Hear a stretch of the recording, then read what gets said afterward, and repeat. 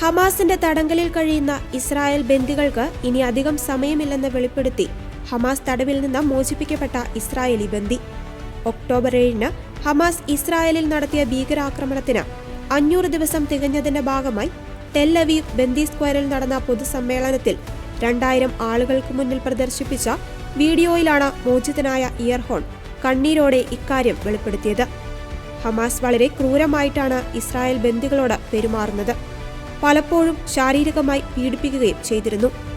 എത്രയും വേഗം ഹമാസ് തീവ്രവാദികളുടെ കയ്യിൽ നിന്ന് ഇസ്രായേൽ ബന്ദികളെ മോചിപ്പിക്കുവാൻ വേണ്ട കാര്യങ്ങൾ സർക്കാർ ചെയ്യണമെന്നും അദ്ദേഹം അഭ്യർത്ഥിച്ചു. പിഞ്ചു കുഞ്ഞുങ്ങളെപ്പോലും വളരെ ക്രൂരമായി കൊലപ്പെടുത്തുന്ന ഹമാസിന്റെ പ്രവർത്തികൾ അവസാനിപ്പിക്കണമെന്നും ഇയർഹോൺ ആവശ്യപ്പെട്ടു.